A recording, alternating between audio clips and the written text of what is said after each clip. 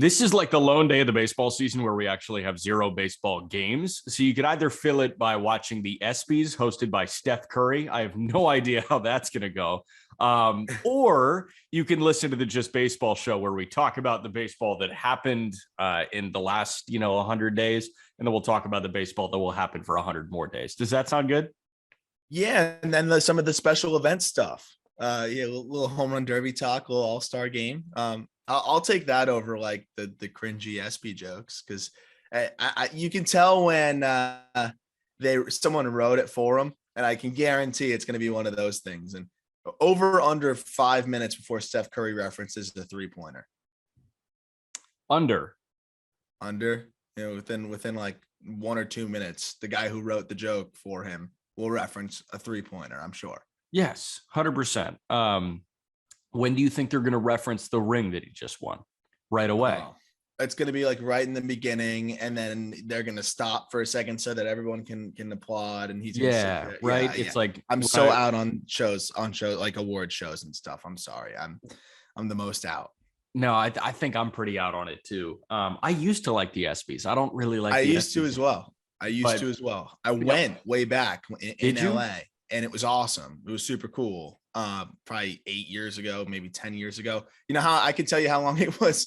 Brandon Knight won Gatorade Player of the Year, National Player of the Year. In high school? Went to my high school. So we were all amped up and we were able to go. And yeah, it was however long that would have been, like 10 years ago. Man, was that still at Nokia Theater? Is that what it was called? I think so. That sounds familiar. Yeah. Nokia. And that company's what, gone now? Oh, obsolete. That company's so washed, dude. It has to be. We're going to talk about the All-Star game. We're going to talk about what J-Rod did during the home run derby. We'll quickly, because we gave you a full rundown on Monday's episode about the draft and the first couple rounds of the draft, but we'll just kind of tie a bow on the MLB draft and tell you who had a great draft and things like that, just overall team look. And then we'll get out of here. This is the day where we don't really have to watch baseball. So maybe we go for a walk outside. I've been crushing Stranger Things, and you said that you're kind of anti Stranger Things. You need a little bit more strategy. Is that right? Yeah, I don't need just like stick your hand out and use the force to get the crazy goblin monster thing. I don't know. I need a little bit more structure there. I need to debate whether they should pull the pitcher a second time through the lineup or not. Like I don't need just like, stick your hand out and you strike out the side. Like it's just the way I'm wired. Baseball poisoned me. Yeah, but 11 is a disgruntled child. So like if it was just a normal ass, plenty of those in the big leagues. Look at Chris Sale when he faces some adversity. Yeah, you're right. Man, is 11 going to buy? Which, by the way, actually, that might be the topic we should start with real quick before we get into the All-Star game and stuff. Is Chris Sale, horrible luck, breaks his finger, dislocates it. He's out for more than a month, at least 4 to 6 weeks, they said. Yeah. He said it was par for the course right now. I feel for him. That's a guy that's really frustrated, and like it's fluky stuff. The Red Sox, I don't get it, man. Like I've embraced that they are winning games, but I was also doing like a dive into the worst outfields in baseball. And number one, this is in terms of FWAR, which is going to take in offense and defense. Yeah. Number one worst outfield is the Detroit Tigers at -1 FWAR. Number two is the Oakland A's at like -0.3 or 4. Yeah, makes sense. Number three worst is the Marlins at positive like 0.5.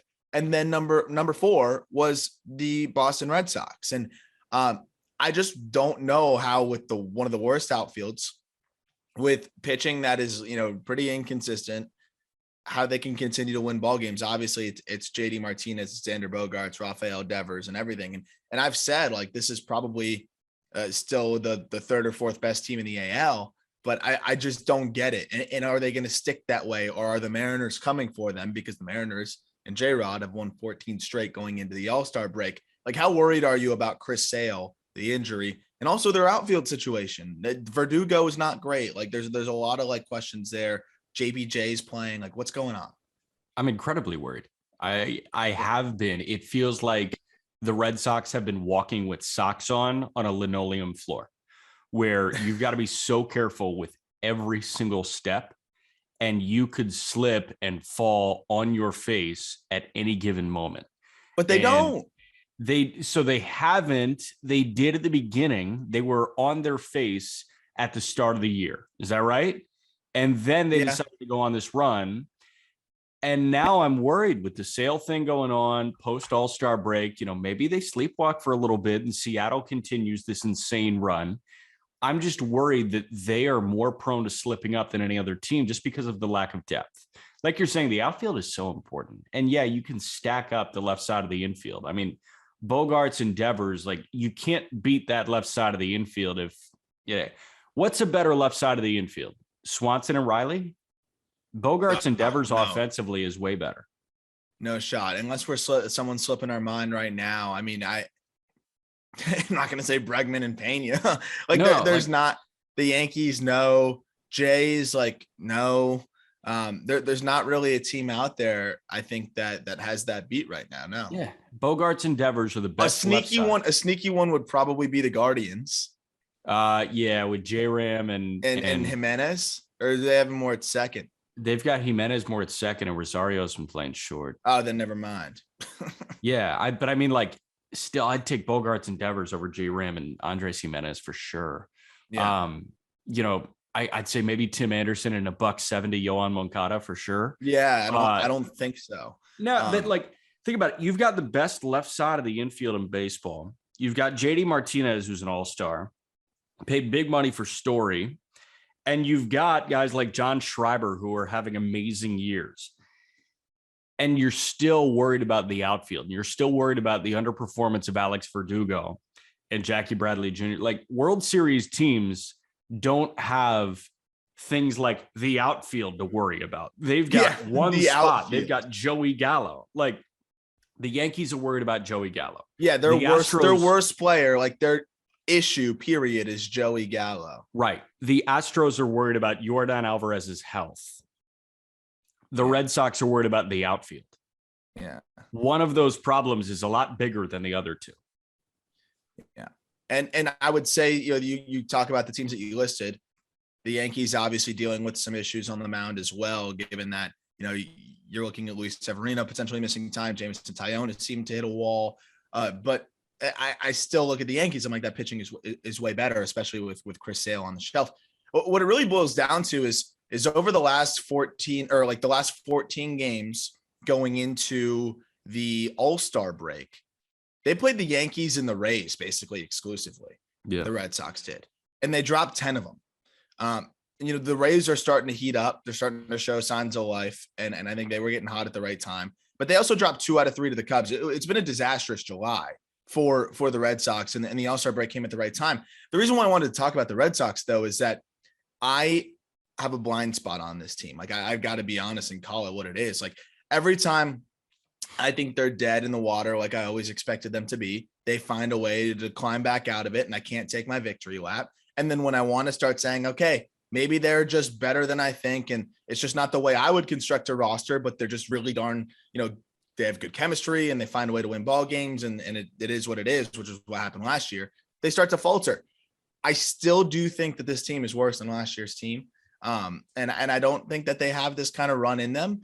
I think July is a little bit of an eye opener when you're playing almost all of your games against division rivals and getting, smacked around a little bit. And the Yankees really knocked them around in those last 2 games. It was 14-1 and then 13-2 in the final 2 games going into that. Yeah. I'm interested to see how this all plays out. Brian Bayo, we were hoping would come in and help, and he got shelled by the Rays twice. I like Bayo long-term, but that means he might not be able to contribute to them this year. We'll see. Can they really be in a spot where they can just continue to audition him every 5th day? They're in a tough spot. Pavetta's hit the wall a little bit. Yeah. And now Chris Sale's injury, Eovaldi coming back is going to be huge, but now you're relying a lot on a guy that's just about to come back from injury. Waka as well. When he comes back, you got to rely on those guys pretty heavily. That's a lot. So I don't know. I'm worried about the Red Sox, but that means they're going to win 10 straight now after the All-Star break. So I think so. And your point about roster construction had my mind spinning a little bit. And I knew that I saw something from Alex Spear, who does incredible work at the Boston Globe. And I pulled it up again. He wrote a story about Devers' value. He talked to Rafi during All-Star media availability. And here's what Alex Spears said when he tweeted out the article. This is just like the body of the text. Devers just confirmed my report that the Sox had used Matt Olson as a comp, but said he wanted to be recognized for who he is as a player. He said he knows his value. I asked what that was. He and Bogaerts cracked up. Devers declined to answer. That means Chaim Bloom is absolutely fucking Rafi Devers in negotiations. That means that Rafi knows he's worth more than what Chaim Bloom is trying to give him. And I've seen this point brought up time and time again. Why are they willing to drop the bag on Trevor Story and on Chris Sale, but they're not willing to drop the bag on guys that they grew themselves? Devers, Bogaerts. Why are you not paying Xander Bogaerts what he deserves? Xander Bogaerts is a 4-time All-Star. He was your top prospect. He has blossomed into exactly who you hoped he would become. Don't you want to hold on to him? I understand that, like, you need to make the best business decisions. It really feels like Xander Bogaerts would be the best business decision for the Red Sox to make. Feels like Rafi Devers is one of the better business decisions that the Red Sox could make. I would bat less of an eye if they extended Bogaerts and Devers for double the money than what they paid Trevor Story. That was a weird one. Yeah, it's bizarre, especially given the timing, because they obviously signed Trevor Story knowing that these days are coming in terms of the extension discussions with Bogaerts and Devers. And I'm just surprised that both of them are in the same boat. I figured maybe they'd get to a deal with one of them and then kind of be nickel and diming the other, and having it be Devers kind of the no-brainer lockup. And then Bogaerts are trying to figure it out, even though I agree you should have both of them. Devers, after what he's done this season, not only hitting 324, 379, 601, but also playing like good or at least passable defense after being one of the worst defenders. He's 25 years old, has improved that part of his game so massively. I mean, from going to being a legit liability to being solid at third, that would be the last thing I need to see from my 25-year-old superstar. He's a superstar. I would pay whatever the price is. And I mean, we know that the Red Sox have it. We know what was the reason for letting Mookie Betts walk if you're not going to extend Rafael Devers and Xander Bogaerts? Why'd you let Mookie Betts walk then? I was going to say that. Don't ever get it twisted. The Red Sox have enough money to pay both of these guys handsomely. And it almost feels like when I was growing up, again, I was a loser. When I was growing up, I never had a curfew set by my parents. I set my own curfew. I was like, I'm about to be home by 11 because I didn't want to be, out past 11. I didn't want to be out till 1:30. I was like, I'm going to be home by 11. Chaim Bloom is setting his own financial barrier. The ownership is not telling him that he can't surpass this dollar amount for Devers or Bogaerts. You don't think so? You don't think they're trying to nickel and dime him? You don't think so? I think that if anybody is trying to nickel and dime Bogaerts and Devers, it's the general manager. It's Chaim. Why would he do that though? Like, his job is to win games, just to put together the best roster. If you have limitless pockets, but think about where he learned. Think about how he learned how to be an executive, how he learned how to thrive. He learned in the kiddie pool. It's hard to shake. Unimpressive to just massively extend. I think so. I think that there might be a little bit of that going on, like in his mind, right? It's I got to make the right cheap moves. I got to pull the Eric Neander here. When in reality, like Andrew Friedman, he went from the kiddie pool to the Pacific Ocean, and he said, both. I can do both. I think Chaim Bloom is saying, like, yeah, I went from the kiddie pool to the Atlantic Ocean, but I still want to play in the kiddie pool a little bit because I feel like that's more impressive. No. Yeah, no, and you know what's funny too is when I really think about it too, how are the Red Sox good? Like, how are the Red Sox winning games?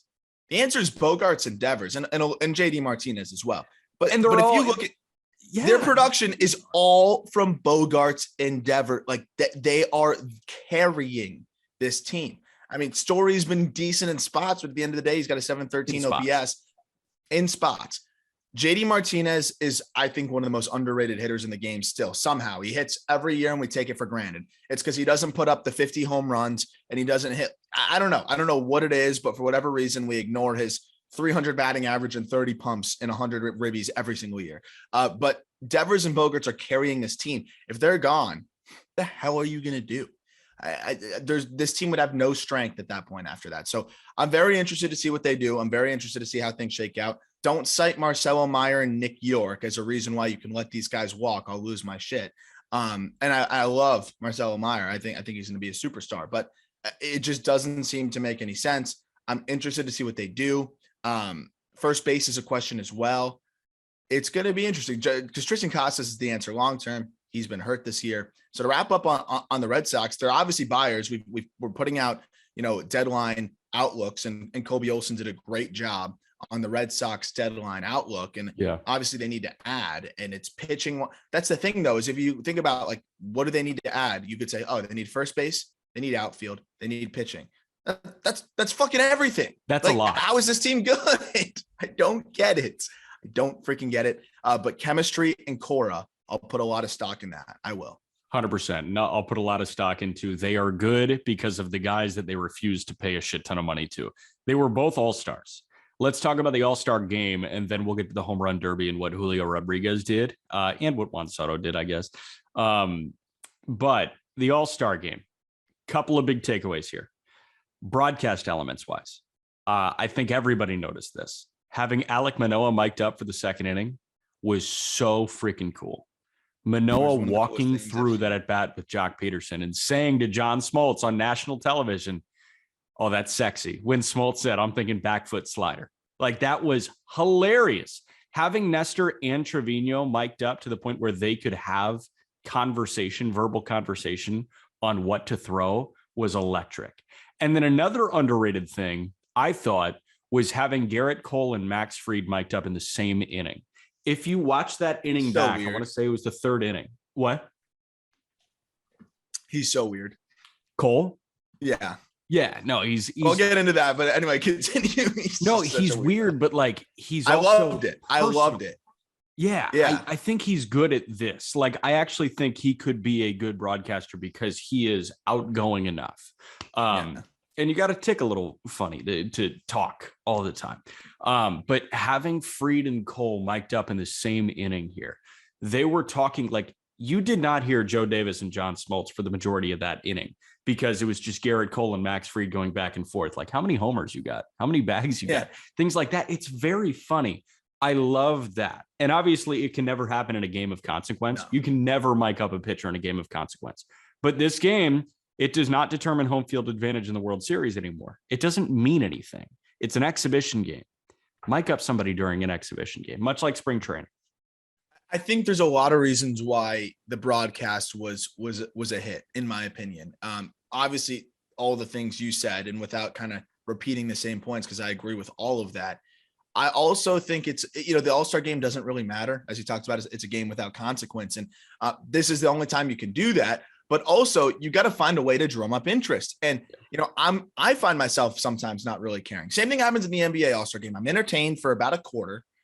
So for the baseball game, I'm entertained for like the guys I want to see. Of course, watching McClanahan throw was awesome. Even if Manoah wasn't mic'd up, would have enjoyed watching him throw. I'm watching specific guys that maybe I don't get to watch as frequently. I mean, MLB TV and the fact that I'm a night owl helps, but I imagine the average fan doesn't watch the West Coast teams, right? So it's really an opportunity to see a lot of these guys. And, I think that's super cool. But what I loved was the ump cam as well. Yeah. Like, you're really able to appreciate how much the ball rides or how much it breaks and how hard it is to see. And, I was watching the perfect test as I'm watching with my girlfriend, Ellie, and she's just so entertained by it. And she's a baseball fan, but like, she was so locked in, and she was like, "This is the coolest thing I've ever seen." The Manoah mic up thing. She's like, "Wow, like that's what they're thinking about." Like that, though, like it was just almost was like peel back the curtain and appreciate what goes on in the mind of a pitcher or a hitter. For like those who didn't like actually play baseball, I think it's super, super cool. And even Ellie was talking about like later on that day, I hope they take some bits of that for like the playoffs in terms of the camera angles and stuff like that. And I hope they keep doing the mic'd up thing in the All-Star game. I think it could be a really good way to kind of grow the importance of the All-Star game, because it's like your first chance to get to know these players on a different level. A lot of them don't do in-season interviews. A lot of them are always in interview mode. Seeing Alek Manoah on the mound just talking trash, which I've heard he's always been that kind of guy. I've heard that. My buddies at Duke played West Virginia in the super regional, right, and beat him actually, which is crazy because he was unbelievable that year. And they said, "Oh man, that guy will say anything to you from the mound." But hearing him and just also like, what pitch do you want me to throw? That was the coolest shit ever. That was one of the coolest things I've seen in a while. It was so cool. And what I think that you can utilize this for is to get these players a little bit more of a fan base. We always talk about 100%. baseball having unmarketable stars. How do you watch that second inning and not love Alek Manoah now? My whole Twitter feed was Alek Manoah fan now. And it's funny because my Twitter following is like, or who I follow is so specific to like, I follow this guy so I don't miss things on this team. I follow this guy so I don't miss things on this team. Yes. So I kind of mental note, this guy is usually going to tweet. Is associated with the Red Sox. This guy's associated with the Rockies. It was every associated guy with nothing to do with the Blue Jays was like, I love Alek Manoah. I love Alek Manoah. I love Alek Manoah. Like rival team, reporter. I love Alek Manoah. Like exactly. That's another really good point, Jack. I'm so sick of hearing like baseball doesn't market its stars. That used to be a point. They're clearly being very vigilant about trying to do it differently now. This is one of the best ways that they could do that. And I'm very excited that they came up with this. It was risky. At first, I saw your text, you're like, miking up a pitcher. I said that out loud to Ellie. I was like, miking up a pitcher? And it was dynamite. It was dynamite. Again, it cannot happen in a game of consequence. Of course not. You cannot do that where stats actually matter and where, success on the mound actually matters. But yeah, and like, the first couple of pitches, I was like, oh, this is going to go so poorly because Manoah wasn't saying shit. He was like trying to get into it. But once he got that first punch out, he started to loosen up a little bit, got struck out the side in the All-Star game. That's hilarious. He did it while mic'd up. And like, you totally saw that dog that Manoah has. You saw that I'm going to bully the hitter right now. And that's what he did. And he did it. And he walked you through it in his mind for the world to see, which was so awesome. And we were going to go All-Star game, then home run derby. But what you just said, baseball is making a more concerted effort to market its stars. I want to now mesh those two, All-Star game, home run derby, because what Manoah just did last night, what Julio Rodriguez did on Monday, and what you see with Acuna and Julio making fun of how Jose Ramirez walks up, for the derby thing, the intro, these guys are so enjoyable. And we've never been at a point where these guys have so much talent. They're so affable. They're so approachable. This is the best spot, I think, star-wise, that baseball's been in, at least in my lifetime. I mean, you could make the argument like steroids because they're Herculean, but they feel more accessible now. They don't feel like superheroes like they did when Sosa and McGuire were juiced out of their fucking minds. Now it feels like these guys are so good and you can talk to them and you can hear about Giancarlo Stanton hitting a ball where he used to sit in Dodger Stadium. That's so freaking cool. And you hear Giancarlo say that and you're like, how can I not like Giancarlo Stanton now? Oh no, Giancarlo's the man. Yeah. I mean, that's the thing.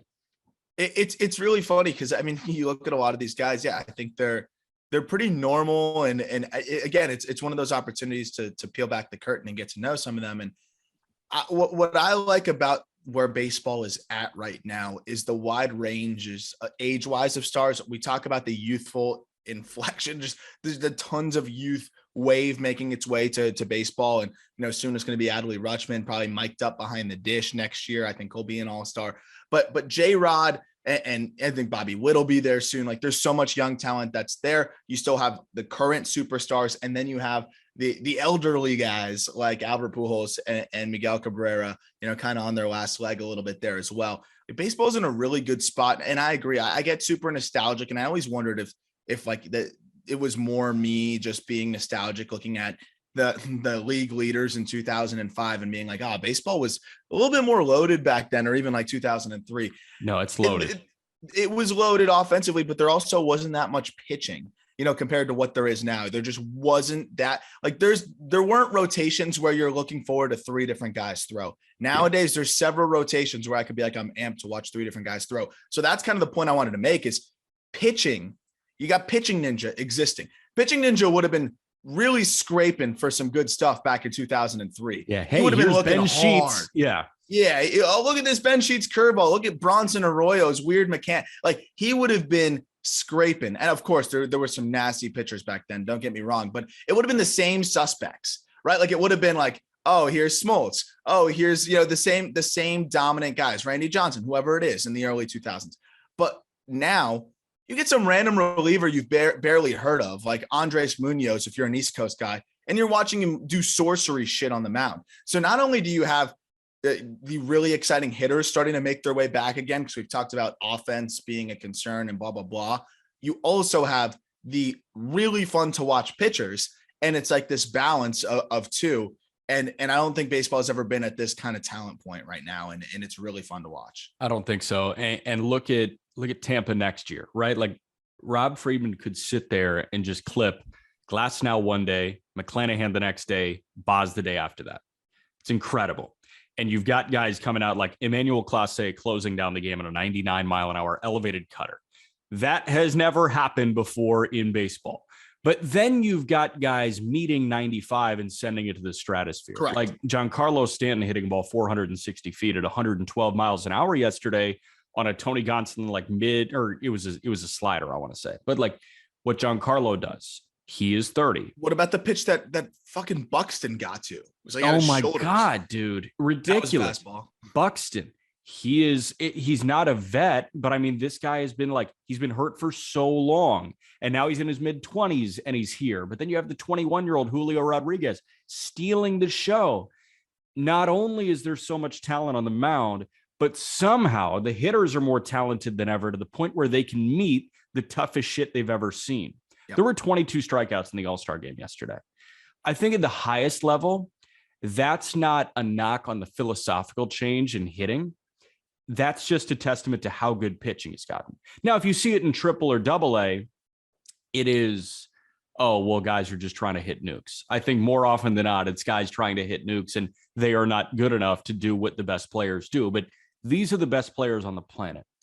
All these hitters are great bat to ball. Every all-star is great bat to ball. They can meet any pitch. But these pitches are just so disgusting that they rack up 22 strikeouts in the All-Star game. You have the best pitchers in the game going one-inning spurts, the best starters in the game. Like you got Sandy Alcantara in a one-inning spurt. That's bullshit. Like he's just sitting 98, 99, 100. And Sandy usually gets better as his start goes on. So maybe that's not a great example. But like Shane McClanahan was almost too amped up. And, you're seeing him like tug 100. Yeah, he was like tugging 100. Like he was too amped up. And Smoltz made a great point. He's like, these guys usually are used to pacing themselves and they're going one-inning spurts. But I mean, regardless, you're getting these starters that sit mid upper 90s now going in one inning and can kind of just sit upper 90s, almost triple digits. And it's insane to watch. But it was a ton of fun. I didn't really care about the strikeouts because again, you're miking up the pitcher. You're doing all these other things that make it entertaining. And again, the hitters, they still kind of got what was theirs. 3-2 is fine. That's kind of what you want. Pace of play was good. I would have liked a few more base hits here and there, but it's so much easier said than done when you have all the best pitchers in the game, going. And I'm glad that they were able to just score some out of the gate and give some offense in the beginning. But very interested to see how the ratings are. I think more people should tune in next year, kind of after seeing some of the clips of this. I'm very interested to see how the ratings are next year. Yeah. But I think Major League Baseball did a really good job on this All-Star weekend. We talked about the draft. You and I did the live stream on our YouTube, which did awesome. If you tuned into that, thank you so much. That was a ton of fun for us. I know we got a lot of people, like new people on YouTube and stuff like that, and on Google searching like MLB draft live stream. But I will say the reason why I decided to do that and ask you if you wanted to do it was really, I just thought the coverage of the draft wasn't good over the last few years. Yeah. But ESPN kind of treated it like the NFL draft a little bit this year. And I thought it was more entertaining, the best players available. The camera setup was similar to the draft coverage we've seen in the past. And you and I talked about it on the live stream. MLB draft is never going to sniff NBA, NFL, never. Yeah. But it doesn't mean it needs to be a non-event. Like it can still be something that's worth watching and fun. And I thought that first round was fun. And I felt like a lot of fans knew the players a little bit more than they did in the past. That might be just because the way things are being covered, social media, with giving us clips of high schoolers that we would have never seen. It seemed like people, had takes and interest on players, and some of them are unfounded, obviously, but I still love it. Like people were saying, I want this guy, I want this guy, I want this guy, and that was fun. No, things got chaotic when Kumar Rocker went 3. If the MLB draft didn't mean anything, it would have been, oh wow, that's cool. Yeah. Wow. It was way more than that. Like social media blew up with Kumar, and it's like, hey, I feel so good for this guy. Things like that. When the Pirates went and got Tamar Johnson at 4, my Pirates feed was chock full of people saying this is the best hitter in the draft. Like this is the best hitter, at least best prep hitter in the draft. I love when people can make that claim because a lot of them did their reading, a lot of them did their research. And I understand that like you might not have watched Tamar Johnson hit. You can still come to that conclusion because you read good shit at Just Baseball. You read good shit at Baseball America. You trust the people you're reading. Trust the people you read. There are enough trustworthy people out there that are evaluating prep talent to go get them. And I feel like people are more interested now because the access is getting better and the coverage is getting better. So 100%. You can see Tamar Johnson sending one to the stratosphere on video in like an embedded tweet into an article, which is great. That's exactly what we need. I think that's crazy. That wasn't something we had before. And I think that there's definitely a lot of value to that. And people are going to pick their favorites, and whether they're right or wrong down the line is kind of irrelevant because it's same thing happens in the NFL draft. When I tell you how amped we all were down here in South Florida when I was watching with all my friends when the Dolphins drafted Tua, we were so amped, right. And like, look, we were probably wrong. We definitely would have been better off with Justin Herbert, but we wanted Tua and we watched and we were amped. I don't even enjoy the NFL draft that much. It's kind of boring.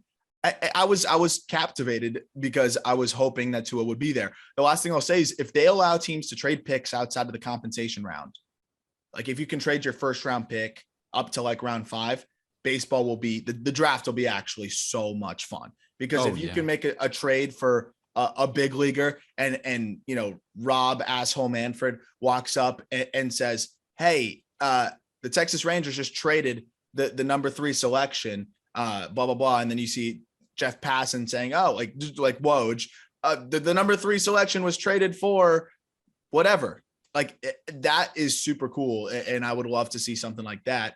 But that might be next CBA, whatever. I just wanted to make one little point on Rob Manfred, the most tone deaf man on planet Earth. He rejected the premise of the question, the minor league. Yes, he rejected it. In his words, I reject the premise that minor leaguers are not making livable wages. You can't just reject objective facts. Like you can't just say, I reject the idea that players aren't making a livable wage. Low A guys are making $500 a week, Jack. And before that, housing wasn't even provided. Now they have housing, but it's like, it's kind of weird, the situation. And also it's just like, here is a bed and a room and like, you take care of the rest. And it's a lot better than it was before. But I mean, this guy spends multiple months salaries of low A players, I'm sure, on his golf clubs, maybe just his driver. Like, it's just such a tone deaf thing to say. And it drives me nuts that he is so willing to double down and triple down and quadruple down and really just be that outward about his just carefree nature of what's going on in the minor leagues. Though it is improving, they've got a long way to go. So there are, you say low A guys make 500 a week, 2,000 a month, take taxes out of that because it is taxable income. They're taking in about 1,800 a month. 1,800 a month. Okay, still below the poverty line, but you can live off a little over 20,000 a year if you don't have a girlfriend and you don't, do any, like you don't have kids, you don't have a dog, like you are just living by yourself and you're living in a studio. Remember, apartment. It's not every month too. Yeah, right? That's what I was going to say. Remember, it's not 12 months. It's 6 months. They get paid for 6 months. So these guys are making $10,000 a year, chasing a dream, chasing $700,000 minimum. And I understand, like, I think what Rob Manfred and his tone deaf ass is saying is problem solved. We up the minimum salary. Like it's not 550 anymore. It's 700. That's good. We're good. No, that's the minimum for major leaguers. Minor leaguers, yes, you're covering housing. Even if housing is covered for 6 months, $10,000 a year is nowhere close to enough to live on. And not only that, it's again, people are like, oh, it's only part of the year. You can do something else. These guys have to train and stay right and keep going. And also when they have an instructional league or when they have, any camps that major league teams have, because a lot of these things happen that people don't even know about, they'll say, hey, we're having a 2-week thing in the off season. Come to the complex, blah, blah, blah. You don't have to, but you kind of have to. They're not getting paid for that most of the time. Some do, some don't, like, especially spring training. That was a whole thing as well. It's hit or miss as to whether they're going to get paid for some of those things that they do. The last thing I'll say on it is I just don't understand what is so difficult they don't have to pay that much. Like it can be minimum wage essentially, but like at least get them there. What's interesting is I'm waiting for the day where Rob Manfred says, professional baseball is just a part-time job until you're in the majors or something like that. Like I'm waiting for them to hide behind that. Then it's a part-time job and you can side hustle and do something else. And I know guys that were side hustling and doing something else. I know guys that DoorDash. DoorDash. I know guys that were like grinding to get their real estate license and sell real estate. Julian Infante, it was in the Marlins organization, Vanderbilt guy. He retired early because he was crushing it in real estate. All the power to him. And he's doing great there. But he was playing in the lower minors with the Marlins and said, screw this. I don't blame him. If you're doing successful, if you're successful in your career, go pursue that, because Major League Baseball is not going to value you in the minor leagues unless you're a bonus baby. And even then, you can start eating through that bonus pretty quickly if you want to have the lifestyle that, most people in that realm that are as talented as you are have. I'm more concerned about the college seniors who legitimately have to weigh out, whether they want to pursue their dream or whether they need to support their family or not. And it's crazy because these guys are supposed to be some of the best in the world at what they do, and they're not paid like it whatsoever. Pay them like G leaguers, God forbid. Yeah. I don't know. This hits very close to home, being a minor league announcer that makes minor league wages pretty much. And I know that you've experienced that too. It's like you're sitting here. We worked unpaid internships between summers and college. Like we lived out on Cape Cod to work unpaid internships. Yeah. That's really hard to do, man. Like, and I mean, think about the players. I mean, they're in college there, but like that's another example. I mean, these guys aren't getting internships to further their careers on the side. They have to play baseball on the Cape to try to get drafted. Still, even though it's the Cape, most of them don't get drafted. And that's the thing with it too, is like their whole time leading up to professional baseball, it's all about baseball. So when are these guys supposed to build out their career skills on the side? And you can get a finance gig on the side and just work your way towards Goldman Sachs and get a job there. Like it's just not how it works. Don't forget benefits, all of those things. Like there's a lot of interesting aspects to what minor leaguers have to deal with. Again, it's more nuanced. There's a lot that goes into it, but I will say Rob Manfred couldn't be any more of an asshole about it. Like I think it would be hard for him to be more of an asshole about this whole thing. But I am happy. We should put in the note that what was it, a settlement between, what would it be, the players? So who would the settlement be between for like 180 million? What the whole detail was on that? We're going to butcher it, but a lot of money was settled between Major League Baseball and whoever was representing the minor leagers. I don't know how much that ends up shaking out for every player. I don't know. A lot of money for a lot of guys. Yeah. I'm here for it. Whatever it is, I don't know how much it breaks down to each player, but cool with me. I'm glad that Major League Baseball was held accountable to a degree. And the fact that they're settling, I think, in a court of law is a testament to Major League Baseball acknowledging that they are skimping these players. Like, let's be real. They are. Yeah. And I think that there's a lot to be said that we're never going to go backwards again. Like, no, we're only moving forward. It's players could strike at that point. Like yeah, exactly. Strike at that point. It's only gotten better over the last couple of years, and it will only continue to get better. I don't think we're going to stagnate either. I think that there are enough people speaking out about it and enough people unearthing what was actually going on that they're actually going to start getting treated like legitimate employees. And that's what they are. They are employees of the organization. They are just working in other places that are not the mecca of that organization. Think about it, like satellite headquarters. Think about it like that. The headquarters of the Pittsburgh Pirates are in Pittsburgh, right? There is a satellite campus in Indianapolis. There's a satellite campus in Altoona, satellite campus in Bradenton, Florida, in Greensboro. I can't leave out Greensboro, but view them as employees. Like, don't view them as guys that are trying to make it to headquarters. View them as employees that are working for you, because they're interns. Yes, they're interns, but they're also interns that you can swap for more people to help you. You could trade like 4 really good interns for like a legit, really good, like a general manager, basically, employee wise, like for a manager of a branch. Like that's the craziest part. So they should be valued as such. If you can trade, some of these players, and look at like Ellie De La Cruz. I know you could say, oh, they're bonus babies. Ellie De La Cruz signed for $60,000, right? If Ellie De La Cruz can be traded, which he could, the Reds would never, but for argument's sake, could be traded for a borderline all-star player at this point. Like the Reds could trade Ellie De La Cruz and get Benintendi right now, right? How is that guy not worth more than what he's being paid in the minor leagues right now? Like that is like the perfect example. If he can help your major league team, he should be paid as such. And that's just not the case. I'm looking forward to maybe a way where like top prospects, even in some regard, based on, it wouldn't be realistic, but like there should be some arbitration, maybe something like that to deem salaries from minor leaguers. There's a lot of things that could go a lot of different ways, but I am interested to see how that all shakes out. The last thing that I want to say on this concept, and then I think we can wrap up, is the more that we dive into this, the more okay I am with the concept of big league advance.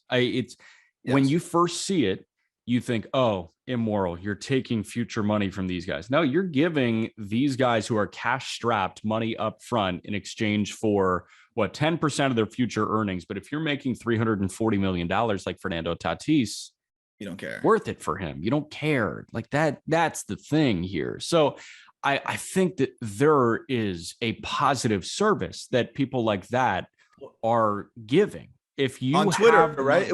We saw Ellie De La Cruz was a BLA guy, right? On Twitter. Ellie De La Cruz is a BLA guy. Spencer Steer is a BLA guy. I mean, they help people from all walks. So Steer, not a late round pick, but wasn't a first round pick. So, I think the signing bonus could have went rather quickly. I think it was definitely less than 7 figures. And then Ellie De La Cruz, we talked about less than 6 figures. It allows them to focus on baseball and like live and be okay and support their family and not have to worry about those things. I'm here for that. And it makes sense. No one has to take the deal that BLA offers. And you don't owe it back if you don't make it. No, you don't. You can retire. You could retire. You could literally retire. I will say I want to talk about the Rangers real quick. I know we briefly talked about them on the draft episode. Yeah. But we didn't see what they did the rest of the draft. Yeah. They crushed it. They absolutely crushed it. They went out and where they were at, they basically said, hey, we're going to go get Kumar. We knew that Kumar was going to be underslotted. And we knew that meant that they were probably going to go out and try to get somebody else, and try to overslot somebody.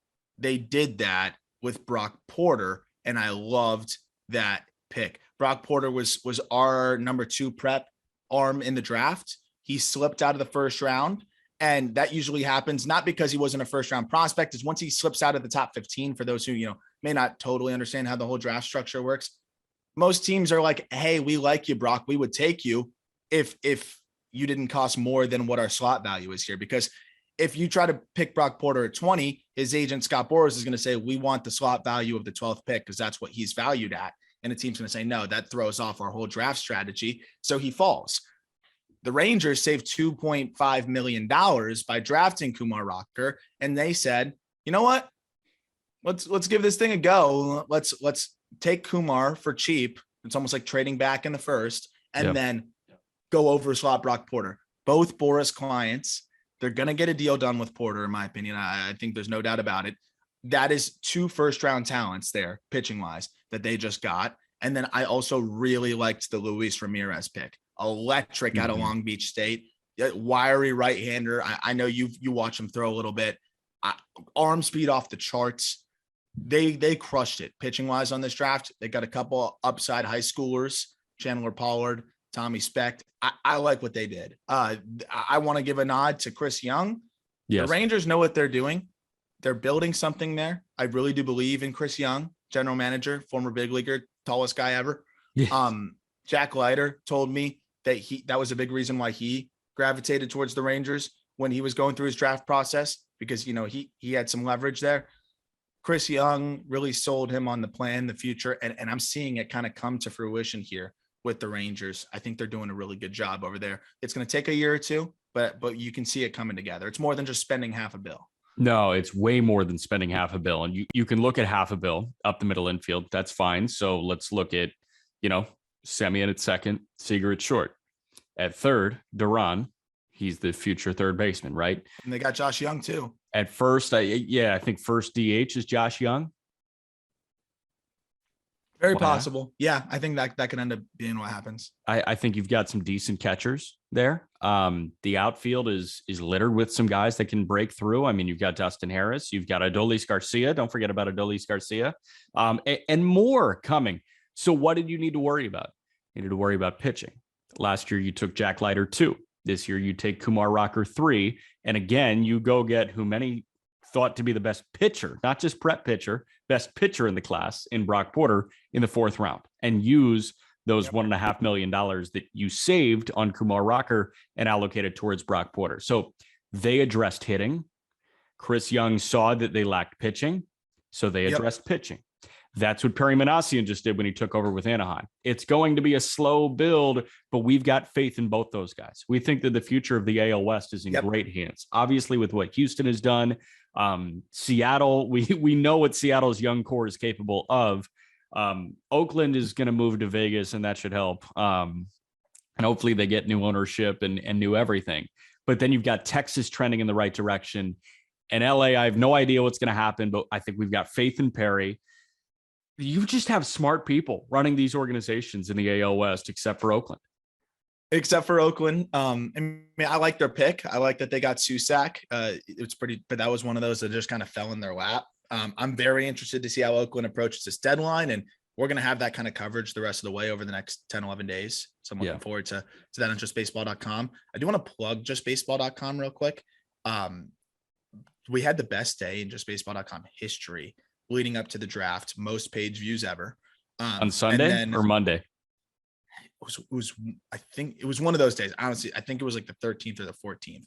Colby texted me and said, biggest day we've ever had. Look at the traffic. And then we beat it 3 days later. So I don't know how many people that listen to the podcast read the site. If you do, thank you so much. You rock. We've been adding a ton of writers. We're really excited about what we have building here at the website. And it's just really cool to see the traffic really starting to break through. And I mean, we are on pace for over 1 million page views over the last couple months, you know, which is just something that I never thought we'd be doing, you know, hardly out of a year from, I mean, today's a year and a month since we started the website. So really excited about what we're building there. I highly encourage everybody to go check out what we're writing and all the articles that we're putting out in our deadline coverage. We're always going to kind of tie in some of the articles on the site onto our conversations here. So if you're always captivated by the conversation, not always, but if you're entertained by the conversation here, there's probably an article on justbaseball.com that dives into it even further. So definitely go check that out. Yeah, I co-sign. I want to also shout out the call up. We're gonna do some cool stuff breaking down the draft in depth over the next few days. You know, we've talked about the draft in the first round on here. I'm going to go, and I'm sure you're going to join me on a couple episodes. We're going to like kind of break down the later rounds, all of the little things that you need to know about each draft class, things like that. Yeah. And shout out to friend of the call up, Matt Mervis, getting promoted to AAA, joining the Iowa Cubs. One of the best stories in the minor leagues this year. I'm sure we'll have him back on the show soon for you Cubs fans out there. But really exciting to see another guy making his way up there, undrafted in 2020. Now he's leading all professional baseball in RBI. Yeah, is he the only guy at 80 still? Only guy at 80 in the major league and minor league level. Shout out Matt Mervis. That is awesome. Yeah, I get Mervis in Indy in the middle of August, which will be great. Let's go. Let's go. Maybe I'll come out and visit. Well, I'm coming out to you that weekend. I'm coming out to New York that weekend. So Tuesday, Wednesday, listen, if you want to hop on the flight from Indy to LaGuardia back with me, that's cool too. Yeah, we'll see. Yeah. All right. We'll be back on Friday. I think it'll be the three of us. We'll see. Peter will be back. Peter and Colby caught a ball at the home run derby, which would be sweet. Yeah. Oh yeah. Also super dope. Corey dope. Seager, the least exciting guy in the derby, just puts one right in our guys' hands over there. I love it. Yeah. I love it. So they look like they had a great time. Tons of great content there. I mean, there's no event like the derby. I think it's the best event in sports in terms of like best all-star event in sports. You get some of the best athletes competing and they care. But you look at Juan Soto, who's about to make $500 million, just jumping up and down like a little kid winning the derby. You don't think they care? They care. And that's what makes it so cool. Instead of watching Anthony Simons versus Juan Toscano Anderson compete in the dunk contest. Slam dunk contest. I'd rather watch some of the best hitters in baseball, duke it out and care. See, I was thinking watching the celebrity shooting competition where like they have to make a layup, an elbow jumper, a free throw, a 3.5 court shot. I think that's my favorite. Oh yeah. What about the skills competition where it's skills that you and I can do? It's like pass it through a gigantic Andy Reid sized hole. Yeah. And then like dribble, layup, make a three. I think you and I could like put together a decent time there. I think so. The other one that I think I could put together a decent performance in is the Pro Bowl dodgeball tournament. Have you seen that dodgeball for the Pro Bowl? That was the worst experiment ever. Just Jarvis Landry did go crazy though that one year. Yeah, that's another one. Like you got other sports ripping dodgeball because they can't like make a exhibition for their sport, which I get like football. You can't play football halfway. But baseball is the one sport where you can like really do some cool stuff. They're doing some awesome stuff. I would love, and this is something we could talk about another time, probably make a great TikTok, skills competitions for baseball. Yeah. I would love to come up with some skills competitions. Like I want to see like some throws from the outfield. I would love to see like some different like long throw competition too. Guys would probably blow their arm out, but yeah, I would love to see some different things there, but maybe that's in the future. No, I'm thinking like you remember the video of like Ichiro throwing and knocking over all the bats? Yes, I would love stuff like that. Yeah, I would love like stuff like that. That would be awesome. Like bat control stuff too. Like, oh yeah. Like where can you place it? Whatever. I know. What was it? South Korea that does the competition. Yeah, that's the worst thing ever. But similar to that, like think outside the box, do something cool. But other than that, the Derby is the best event in sports. I just wanted to mention that too. Love it. All right, guys. We'll talk to you on Friday.